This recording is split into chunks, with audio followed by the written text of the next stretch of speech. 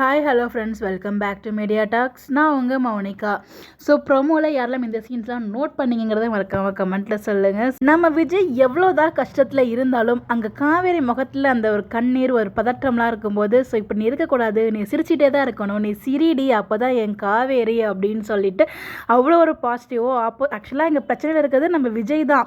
So ஆனால் அவர் வந்து அது எதையுமே வெளியில் காமிச்சிக்காமல், ஸோ வந்து அவங்க ஆப்போசிட்டில் இருக்கவங்க வந்து கஷ்டப்படக்கூடாது, அதாவது காவேரி கஷ்டப்படக்கூடாது அப்படிங்கிறதுக்காக அவங்கள சிரிக்க வச்சு இங்கே அழகு பார்க்குறாரு பாருங்களேன். அந்த மனசு தாங்க கடவுள் அப்படிங்கிற மாதிரி காவேரியை வந்து கன்சோல் பண்ணுறாரு. சிரிடி அதெல்லாம் எதுவும் கிடையாது, ஸோ என்னென்னா அரெஸ்டாக பண்ணியிருக்காங்க, ஸோ விசாரிக்க தானே கூட்டு வந்திருக்காங்க அப்படிங்கிற மாதிரி வந்து கன்சோல் பண்ணுறாங்க. ஸோ நீங்கள் எனக்கு கல்யாணமே என்னை வந்து பணம் வந்து கடனாகவே கொடுத்துருக்கலாம், அப்படிலாம் வந்து கொடுத்துருந்தீங்கன்னா இப்படி இவ்வளோ பெரிய பிரச்சனை நீங்கள் மாற்றிருக்கவே மாட்டீங்க, ஸோ என்னோட பிரச்சனை உங்களுக்கு எந்த அளவுக்கு வந்து போட்டு ஆட்டுது பாருங்க அப்படிங்கிற மாதிரி வந்து நிறைய டைலாக்ஸ்லாம் பேசிகிட்டு இருக்காங்க. ஸோ காவேரி வந்து இந்த மாதிரிலாம் பேசாத, ஸோ வந்து உன் புருஷனுக்கு ஒன்றும் ஆகாதுடி, சிரிடி அப்படின்னு சொன்னதெல்லாம் ரொம்ப நல்லா இருந்துச்சு. அதுவும் தலையோட தலை வச்சு நடுவில் ஜெயில் கம்பி இருக்குது, பட் அவங்க 2 பேரும் கை ஒன்றானது, தலையோட தலை வச்சது, அது எல்லாமே ரொம்ப ரொம்ப ரொம்ப நல்லா இருந்துச்சு. இந்த மாதிரி இடத்துல வீக்காக நிற்கிறாங்களே நினைக்கும் போது வருத்தமாக இருக்குது, பட் அந்த சீன்ஸ் அவங்களோட பெர்ஃபார்மன்ஸை பார்க்கும்போது நல்லா இருந்துச்சு, பார்க்கறதுக்கு ஒரு மாதிரி ஒரு ஃபீல் கிடச்சிச்சு.